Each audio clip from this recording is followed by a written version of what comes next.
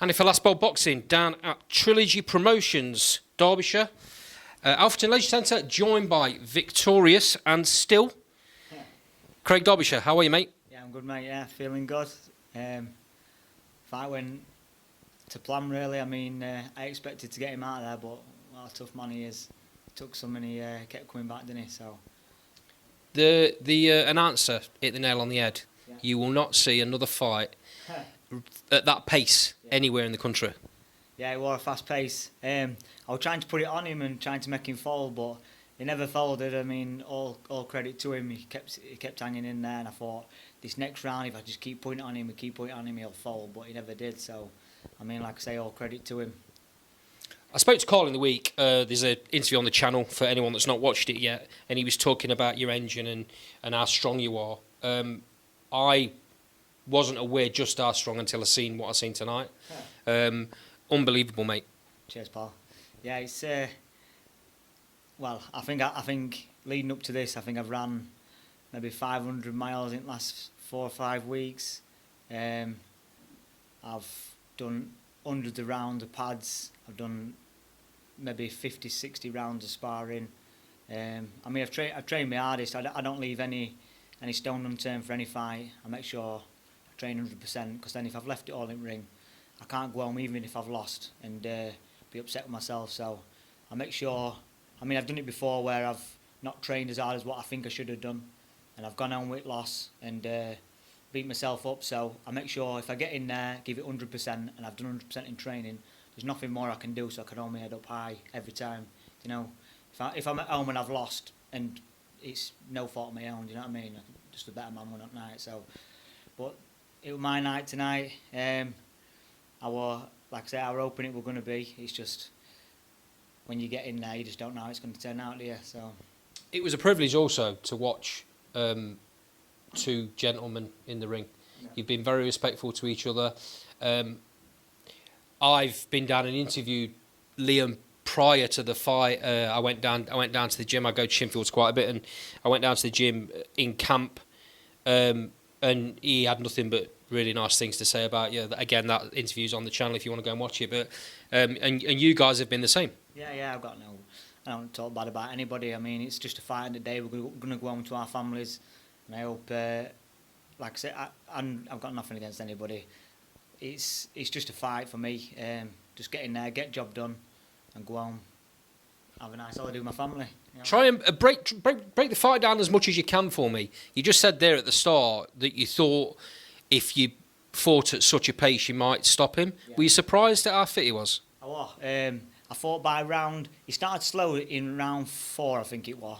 Well, he was still going for it, but he's slow. I could feel the pace getting to him a little bit. And he seemed to come back. Maybe I think it was round 6. He seemed to catch me with a few good shots, and I thought, he seems to be in there a little bit more. I better take my time and just keep building it up as I am doing. Because when I did put it on him, he fired back. So I was trying to make him fold, but he never did. He held in there, and it's. I've got nothing but respect for any man that gets in ring. Craig, he seemed to be quite slick and at times making you miss. But I've just done an interview with Carl and Jay Shinfield, and your experience was the difference in the fight, in my opinion, because in the rounds where he was making you miss early on, you were coming on later on in the rounds, putting it on him a bit and landing big shots. Yeah, I knew we were fast. I mean, I've never been the fastest boxer in the world, but I always get to my opponents in end. Everybody knows that. It's not no secret. They will have been trying to box and move like they did, and stay out my way as much as they could.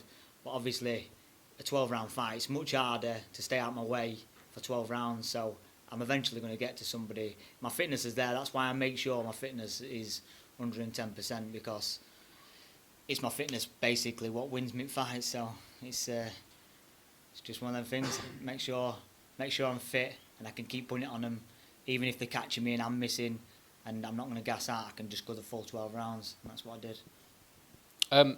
Again, in the interview that I did with Carl in the week, I think I used the word inspirational for your career, because you didn't start off as a fighter that was winning fights. You started off as a journeyman of sorts, didn't you? And then off the back of that, results started happening.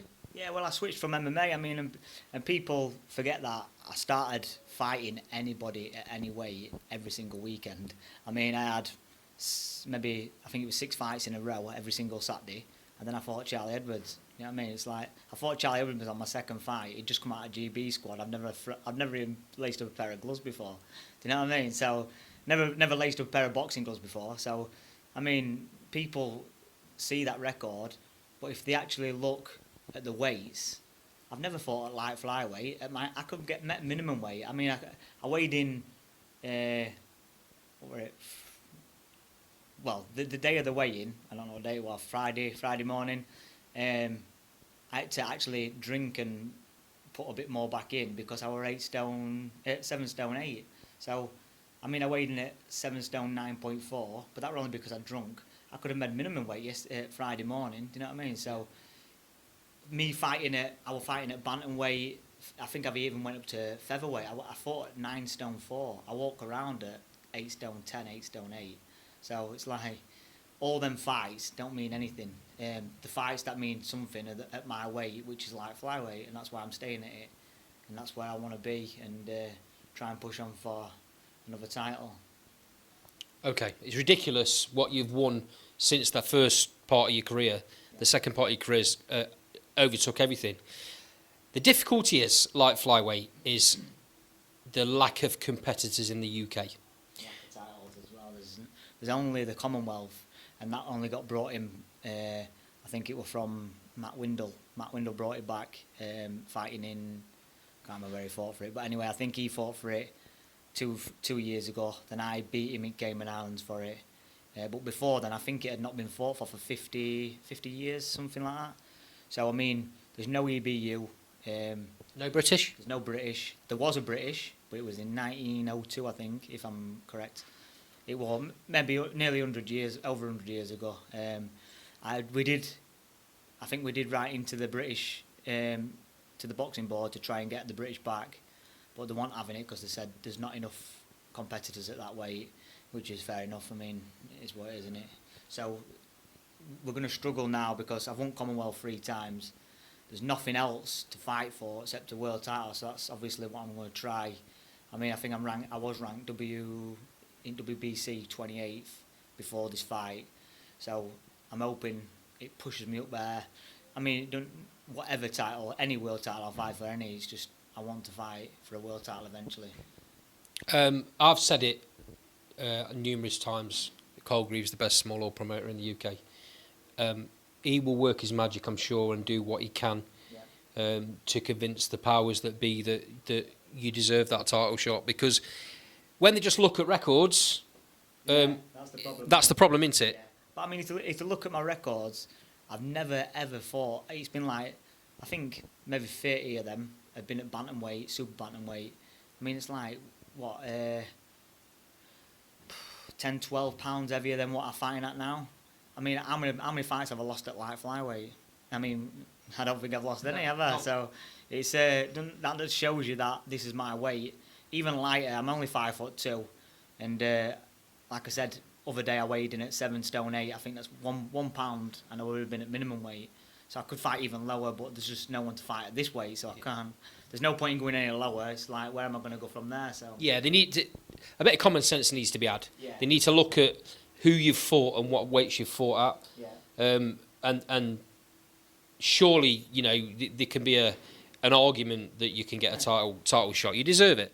I'm hoping so. I'm hoping this really pushes me up there, but we'll see. It's boxing, and you never know what's around the corner, do you?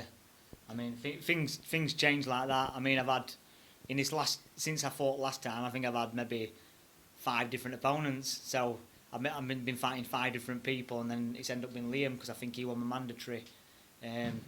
So I'll fight anybody at light flyweight, but I mean, people are offering me fights at super fly, and it's not my weight anymore. I want to be at light flyweight because that's where I feel strong. I feel comfortable at that weight. Right. You've just done one of the toughest 12 rounds I've seen in small law boxing for a very, very long time, pace-wise. And you've just told me in your changing room you've got a little run going on tomorrow. What's all that about? Yeah, I'm doing Great North Running morning. I'm going straight from here. I've got this. I got my test to do, my drugs test to do, and then I'm going straight to Great North Run. Yeah, I'm driving straight there now with family. Absolutely crazy. Absolutely crazy. I don't know what to say. It's just one of them things. I think last October when I fought Paul Roberts, I did that 12 round, then I went straight to Manchester half. I did Manchester half last year. Straight after that fight, I went straight to Manchester. So it's just like a normal thing. Normally I go climb a mountain or something after a fight. I've even come home from climbing mountains and fought on that same weekend. You know, it's just one of them things, isn't it? I like to stay fit, I suppose. Duracell Bunny springs to mind. Yeah. Craig, it's been an absolute pleasure talking to you. I'm sure we'll do this again at some point. Yeah. Hopefully when you get a world title shot. Hopefully, mate. Let's hope. Yeah, I'm just. I hope Carl pulls it off, and an IBO will be absolutely amazing. Any like I say, any next title, next step, whatever it is, I'm ready to fight. I'll fight straight away. It's just I want a world title fight.